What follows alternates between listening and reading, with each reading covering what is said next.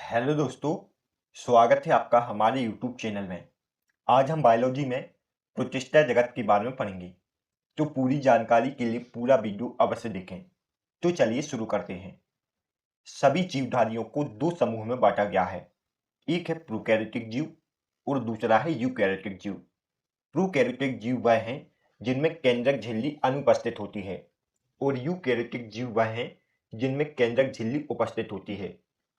Prokaryotic के अंतर्गत मोनिरा आते हैं और यूकैरियोटिक जीव के अंतर्गत प्रोटिस्टा, फंगी, प्लांटी और एनिमिलिया जगत आते हैं। मोनिरा में जो भी जीव आते हैं वह सभी यूनिसेल्युलर और प्रोकैरियोटिक जीव होते हैं। प्रोटिस्टा में जो भी जीव आते हैं वह यूनिसेल्युलर और यूकैरियोटिक होते हैं, जबकि फंगी, प्लांटी और एनिमिलिया में जो भी जीव आते हैं वह मल्टीसेल्युलर और यूकैरियोटिक होते हैं। यह सभी फैक्ट आपको याद रखने हैं। आज हम सिर्फ प्रोटिस्टा के बारे में जानेंगे। प्रोटिस्टा जगत। प्रोटिस्टा शब्द का सर्वप्रथम प्रयोग E.H. हिकल ने 1886 में किया था। प्रोटिस्टा शब्द का सर्वप्रथम प्रयोग किसने किया था? E.H. हिकल ने।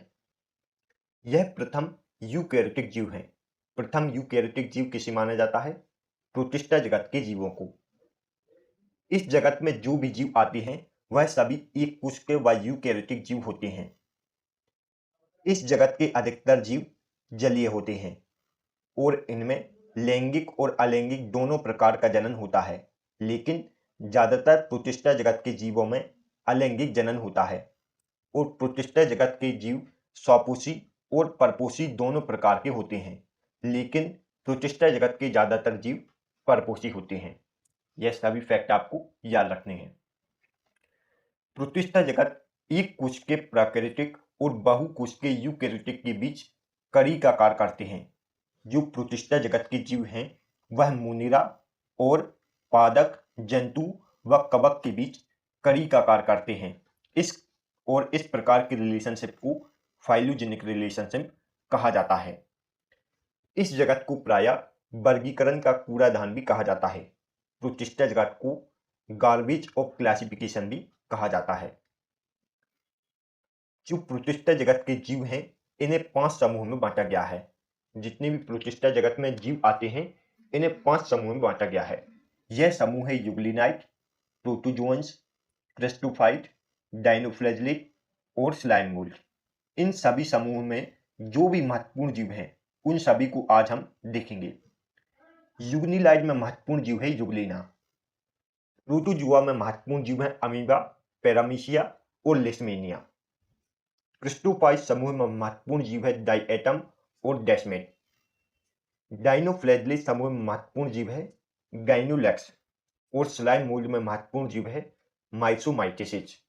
इन सभी के बारे में जो भी परीक्षा में पॉइंट पूछे जाते हैं उन सभी को हम कवर करेंगे।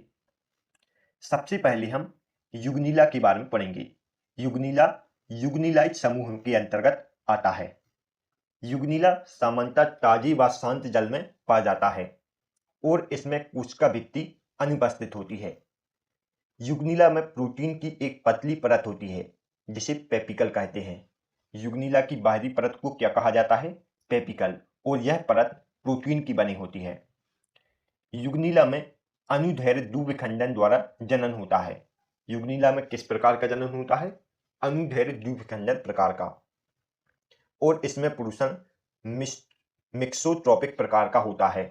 युग्निला सूर्य के प्रकाश की उपस्थिति में स्वपोषी की तरह कार्य करता है और सूर्य के प्रकाश की अनुपस्थिति में परपोषी की तरह कार्य करता है। इस प्रकार युग्निला में मिक्सोट्रॉपिक प्रकार का पोषण होता है। युग्निला को पादप व जंतु की संयोजक कड़ी भी कहा जाता है। पादप व जंतु की संयोजक कड़ी किसे कहा जाता है? युग्निला को। युग्निला में 2 फ्लैजेला होते हैं। एक फ्लैजेला बड़ा होता है और दूसरा फ्लैजेला छोटा होता है। और युग्निला में प्लांट की तरह क्लोरोप्लास्ट भी पाया जाता है। जब यह सूर्य की उपस्थिति में होता है तो यह स्वपोषी की तरह कार्य करता है और सूर्य की अनुपस्थिति में यह परपोषी की तरह कार्य करता है। यह सभी पॉइंट आपको युग्निला के बारे में याद रखना है। अब हम ग्लाइनोलैक्स के बारे में पढ़ेंगे। ग्लाइनोलैक्स डाइनोफ्लैजेलेट समूह के अंतर्गत आता है। डाइनोफ्लैगेलेट में जो भी जीव आते हैं वह ज्यादातर प्रकाश संश्लेषक होते हैं और इन सभी जीवों में अलग अलग वर्णक पाए जाते हैं जिसके कारण इनका रंग अलग अलग कलर होता है। डाइनोफ्लैगेलेट समूह के अंतर्गत महत्वपूर्ण जीव है ग्राइनोलैक्स। ग्नाइलोलैक्स को लाल प्रोटिस्टा भी कहा जाता है। लाल प्रोटिस्टा किसे कहा जाता है? ग्नाइलोलैक्स को। इसी के कारण समुद्र का रंग लाल हो जाता है और यह जहरीले विष को स्रावित करता है। ग्राइनोलैक्स से लाल ज्वर नामक बीमारी भी होती है। जितने मैंने पॉइंट लिखे हैं उतने सभी आपको याद रखने हैं। अब हम माइसोमाइसिटिस के बारे में पढ़ेंगे। माइसोमाइटिस स्लाइम मूल समूह के अंतर्गत आता है। स्लाइम मूल को प्रोटिस्टियन कवक या कवक जंतु भी कहा जाता है। जो स्लाइम मूल समूह है उसे प्रोटिस्टियन कवक या कवक जंतु भी कहा जाता है और यह सभी जीव मृतोपजीवी होते हैं। जो भी जीव स्लाइम मूल समूह में आते हैं वह सभी किस प्रकार के जीव हैं? मृतोपजीवी जीव। स्लाइम मूल के अंतर्गत महत्वपूर्ण जीव है माइसोमाइसिटिस।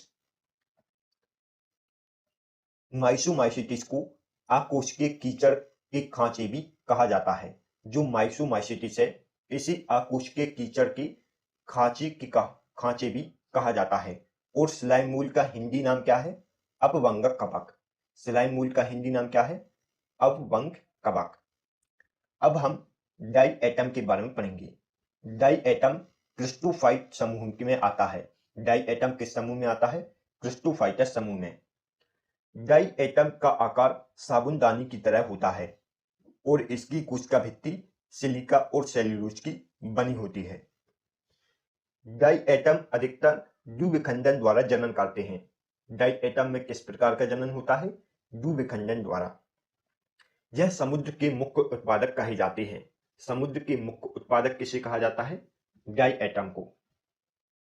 जब यह मर जाते हैं तो अपने चारों ओर बहुत सारी मिट्टी छोड़ जाते हैं और इस प्रकार की मिट्टी को डाई एटम मृदा कहते हैं।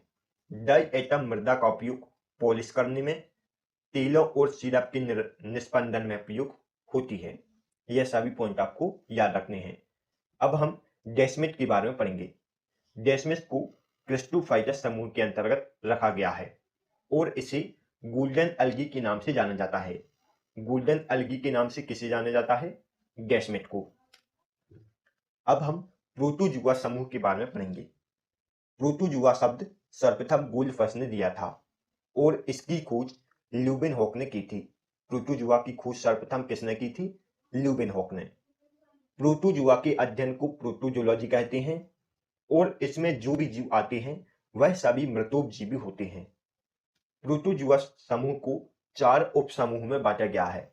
यह 4 उपसमूह हैं सिलिलेटेड, एम्बॉइड, फ्लैजिलेटेड और सेफ्लोएंस। इन सभी उपसमूह में जो भी महत्वपूर्ण जीव हैं उनको हम आगे देखेंगे। पैरामीशियम। पैरामीशियम प्रोटोजुआ समूह के सिलिलेटेड उपसमूह के अंतर्गत आता है। पैरामीशियम की खोज हिल्स ने की थी और इसमें अनुप्रस्थित द्विविखंडन द्वारा जनन होता है।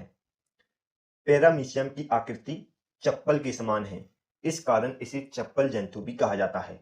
चप्पल जंतु किस जीव का अन्य नाम है? पैरामीशियम का। और इसकी खोज हिल्स ने की थी। अमीबा। अमीबा प्रोटोजुआ समूह के एम्बॉइड उपसमूह के अंतर्गत आता है। अमीबा की खोज रोंजहॉफ ने की थी। इसमें कोशिका भित्ति अनुपस्थित होती है और इसमें कूटपाद या नकली पैर पाए जाते हैं।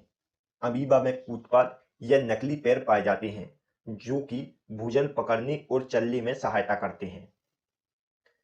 इसमें द्विविखंडन द्वारा जनन होता है। जो अमीबा है उसमें किस प्रकार का जनन होता है? द्विविखंडन या बाइनरी फिजन द्वारा जनन होता है और यह है अमीबा का चित्र। अब हम एंट अमीबा हिस्टोलिका और एंट अमीबा जिंजीवैलिस के बारे में पढ़ेंगे। एंट अमीबा हिस्टोलिका प्रोटोजुआ समूह के एम्बॉइड उस समूह में आता है। यह मनुष्य की बड़ी आंत में पाया जाता है और इससे एम्बियलिसिस बीमारी उत्पन्न होती है। अब हम एंट अमीबा जिंजीलेसिस के बारे में पढ़ेंगे। एंट अमीबा जिंजीलेसिस प्रोटोजुआ समूह के एम्बॉइड उपसमूह में आता है। इससे इसे WBC से पोषण प्राप्त होता है और इससे फायरिया बीमारी बढ़ती है। फायरिया बीमारी को बढ़ाने का काम कौन करता है? एंट अमीबा जिंजिलेसिस। ट्रिपनोसोमा। ट्रिपनोसोमा प्रोटोजुआ समूह की फ्लैजेलेटेड उपसमूह के अंतर्गत आता है।